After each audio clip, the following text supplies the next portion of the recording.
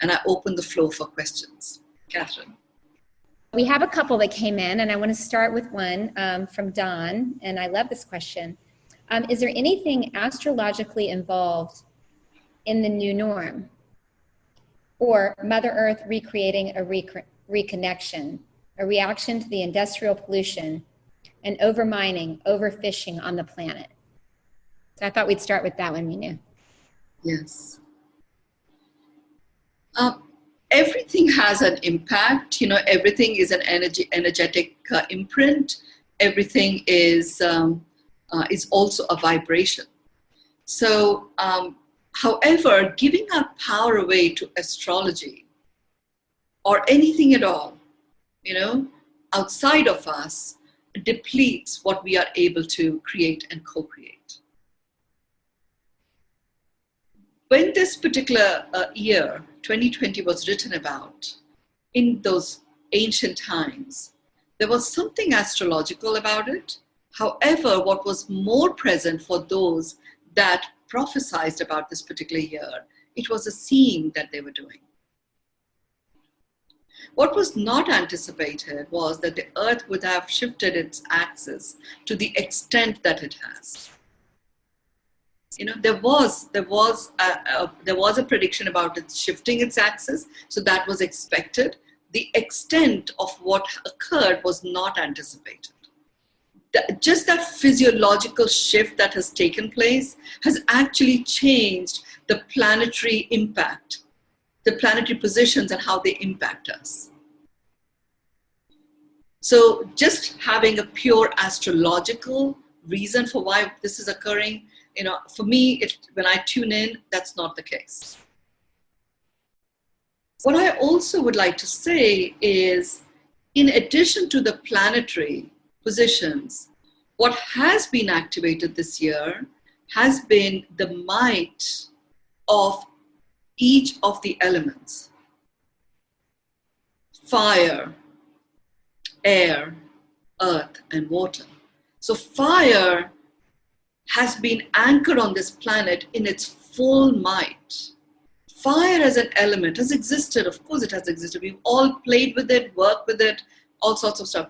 But the strength with which it has been anchored means that this planet and each one of us has the ability to access that element and transmutate whatever it is that we wish to transmutate, not simply transform. Fire is a destroyer as well as a creator. And it is when it creates, it brings about a transmutation of state. So we have access to that energy, okay? You don't have to light a fire. It exists. That energy exists. You can transmutate that for yourself. You can take a particular aspect of nature that requires recovery, and you can go transmutate that. You can take on, Joni, the condition of topsoil and transmutate that using the fire element that has been anchored. If you just allow yourself to only think about planetary positioning, you won't think of utilizing that element. Air element has been anchored in its full might. This little thing, which is so tiny, with little spikes and all of that only being visible in the microscope, brought the whole world to a standstill, to a halt. Well, it didn't bring the world to a halt, it just brought humans into a pause space that allowed the rest of the world to get working rapidly to reclaim itself. So that's the energy of this air element that has been anchored. You can literally access that and blow anything out if you wish to. In collaboration with the earth element, with the air element, earth has come in. And earth element is coming in a very soft, gentle way.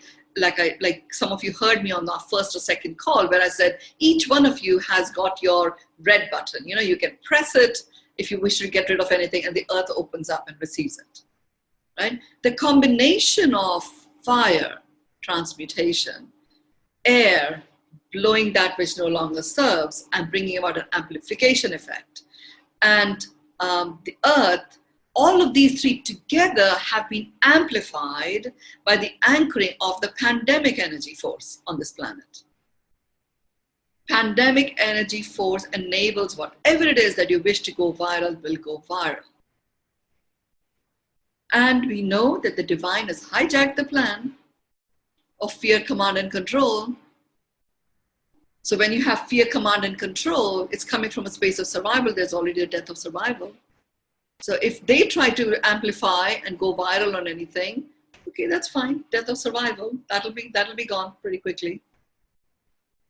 Thriving instinct is what's really rising now. So, in response to this, what I would say is just be very aware. Water is yet to come. There's been a real beautiful, water as an archangel has been very much operating by itself. And we've had a whole new advent of celestial beings that are like the supporters of water as an archangel. So we have like literally a gazillion little, I call them flow monsters. They're not monsters, they're minions, if you're cute little monsters actually. They bring about flow, which is really the intention of water. And water as an archangel delivers, the seed of life. And these flow monsters translate that for us humans into aliveness. So that's going to come very soon. That'll be activated. So just know, whatever is occurring, if you wish to shift it, you have access to all of these energy forms. And here we are, journeying the 7 seas, choice, you make the choice, get certain, start collaborating, knowing that in any realm of uncertainty, there's sufficient things that are certain, get co-creation, start co-creating, and you can achieve anything. Thank you, Mynoo. What a great explanation. I hope everybody took notes on that. So we have another question that came in. How long can one dwell in the moment of self-co-creation while dealing with those who are not even aware? Is it possible to communicate with others while inside of co-creation? So if you just take the creator, none of us have seen the creator, right? And we have all seen the creator through his creations. We experience the creator every moment. Is it possible to connect with others whilst being in a space of self-co-creation? That the connection that you have is so deep with others. And you will feel it. Even in the social distancing, you go into an elevator or you go into a market and there is this distance between you. When you step into that realm of co-creation, your presence becomes present. And, we've got our masks on, so people can't necessarily see that. Sometimes we have glasses on, they can't see our eyes. And yet we see each other for who they are, because we see ourselves for who we are. And it doesn't matter that others are aware or not aware. Each one of us is a holographic connection to every person and every being that we have ever connected with in this lifetime. And I won't even go in past lifetimes, certainly in this lifetime, you are holographically connected to all of them. You get into that space of being a co-creator. You begin with yourself, it just happens naturally, and you become a co-creator with everyone else. There is a vibe, there is a feeling that just starts to get recognized. There is a knowingness that starts to happen. As you appear in front of people being present, they start feeling present. It creates a clearing of safety where people can show up. Even if they're feeling fearful, they can show up as feeling fearful. So absolutely, the depth of connection is beyond what you can even imagine. Thank you, Mynoo. So I'm getting flooded with questions, which is amazing. Please keep those coming in, but we won't have time for all of them. So we will put them on next week's call. But I love getting them in advance so we can prioritize them. So we have a question. I hear nothing needs fixing, and instantly As an African American woman, I can recognize systematic problems that seek to perpetuate discrimination. I feel very much like these could be fixed and that I specifically can influence this shift with heart-centered solutions. How do I hold these two ideas as a creator? Yes. You know, my son, in his first book, he's created a publishing division of his business. And in his first book, it was a multiple author book. And he wrote a chapter in that. And that was the first time I actually read what he felt. He was dyslexic as a kid.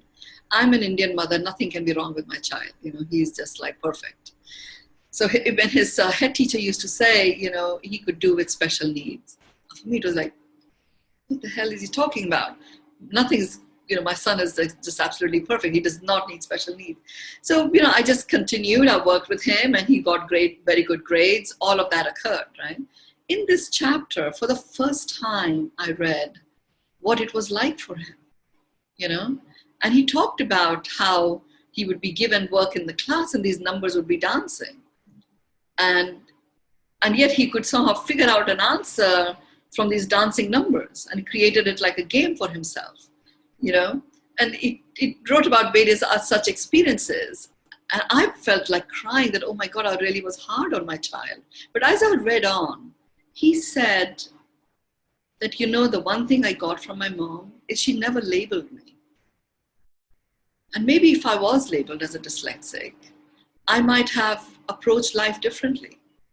I don't recognize any labels. She doesn't label herself. And lo and behold, when other people are experiencing whatever they are experiencing, being a woman or being Asian in a Western world and stuff, it's very real because you see examples of that. She operates from no labels. And, you know, she seems to manifest whatever it is that she wants. And that's what he's taken on. So what I would say to everyone, there are certain things that are called for. There are certain changes that are called for. We could approach a fixing approach to save the planet, to save the ozone layer, to, you know, bring quality of life back, correct the carbon in the atmosphere so the air quality can be safer and better and people could regain their health. We could go from a fixing approach, which we did as humans. And all that was doing was ramping up the budgets and making it harder and harder to actually get into action about it. So much has got reclaimed because that fixing approach got taken out. So what if we used instead the honoring of our own worthiness, regardless of whether I'm an Indian, whether I'm brown or black or, you know, educated or woman or whatever it is? What if we actually just took up honoring our own worthiness and came from that space? Yes, there may be some experiences that will be akin to the past. Despite all of that, we tap into our own thriving instinct, continuing to honor our own worthiness, continuing to be the creator that we are. The dots will get connected. They already have. It is the dots that got connected with the human attitude of fixing being taken out, which has enabled nature to reclaim itself. So if we take our fixing attitude out of ourselves, allow us to be true to our nature, that reclaiming of ourselves is going to occur naturally. Reclaiming of each one of us brings about a reclaiming of our society, of our cultures, of our nations. There are many, many changes. I'm talking about some very foundational stuff here in the context of the new norm. But I've been shown for every strata of society, for every system, what the new norm, how that pans out. Nation states, what does that look like? You know, this is what has been orchestrated. So you will see what is to emerge. So that would be my response to it. Don't recognize labels. And I'm saying this, you know, as a mentor, don't recognize labels. which means don't label yourself. This is where it all begins. Everything begins with us. If you've been labeling yourself in any particular way, release it. You are human. Thank you for that reminder, Mynoo. It's so easy for us to slide into that way of thinking. We have 5 questions, 3 of which came in a little bit later, so I'm going to tell you what they will be. We won't be addressing these, but we will next week, so stay tuned. So if you wrote the question about how we're moving into 5D and 4D, very exciting topic, Mynoo will address that next week. There's 2 questions on the conspiracy theory. We'll get to that next week. And there's a question on the financial instability and what's to expect from all that. So next week we will get to those, but I want to honor the questions that came in earlier. So we have 2. The first one is a person that's been on all of our talks, and they appreciate this idea of pivoting from what they've read and from what you've mentioned in earlier talks. So how do they do this? The question is, how to? Is there any advice of where I should go, or how do I ensure a sustainable, purpose-driven pivot for myself in a time that's still so uncertain? You know, the journey into the 7 C's, if you actually, like every time I shared the C and I say that in the next 7 days, journey into it. So start implementing it. If you haven't done the C's that have already gone, you can go on the YouTube. Catherine will share that, and we'll share that in the email. And they're all very practical, very pragmatic stuff that anybody can go and implement. So go start implementing that. That definitely serves you and supports you in these times of the unknown to help you pivot. We've actually created a very specific program called the Pivot. And for me, the pivot, it's a double meaning thing. What we are doing there is we're really saying it's about presenting inspired velocity on tap. That's really what a pivot is. Yes, it's what this time has done is it has catapulted many who have been stuck at a crossroad and not making a choice. They've been catapulted to the top of a pivot. And at the top of a pivot, it's quite, it's pokey. It's like, there's not much room to maneuver. And if you stay there too much, you may even go off balance because other people are coming to the top of the pivot. So you've got to take off and fly. How do you do that? So there's more on that Catherine will be very happy to share with you. The key thing to remember is when you're on the top of the pivot, one end of the pivot is a choice that comes from fear. And on the other end is a choice that comes from love and fulfillment. The journey into the 7 C's enables you to make the choice coming from love and fulfillment. And there are many other aspects that you can also utilize to make your choice coming from a space of love and fulfillment. And, you may still feel more comfortable in coming from fear. The key thing is a choice has to be made. So as long as you are a co-creator, you're making a choice and you're doing it consciously, then even if you make a choice coming from fear, it will be a bumpy ride and it may be roller coasterish at times. I believe you will probably be catapulted back onto the top of the pivot after going on that track for a little while because it's death of survival. When you do get to grips with thriving, your thriving instinct, you'll be catapulted back to the pivot, at which point you can make the choice coming from love and fulfillment. And with regards to the conspiracy theory and the financial stress, we will answer those things, and on another call. What I would say is this, that in this realm of the unknown, so much is unknown. The more you get real about what it is for you. So if there are conspiracy theories going on out there, if you have anxiety around financial stuff, if you just really allow yourself to acknowledge and honor how you feel about it, what you're thinking about it, what concerns or what joys any of these things bring about for you, acknowledge all of that. And then make a conscious choice of unconditionally accepting what is, that enables you to then move forward. So, I do keep my finger on the pulse, both energetically as well as actually physically. So for me, it's like, okay, there's a conspiracy theory here. I have a pretty good sense of what is and what isn't, just because of what spirit has enabled me to have. So I just go into a space of unconditionally accepting what is, living in the moment, knowing that each moment is a moment of miracle. And I am the creator.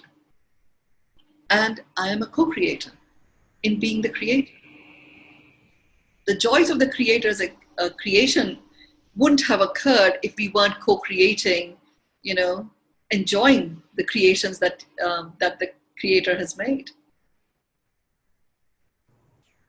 We have one more question, and I want to leave enough time to do a process, so please stay with us. We may go a few minutes late, but Mynoo always, I don't even know what we're going to do. It's always an amazing surprise, but we're going to have this one last question.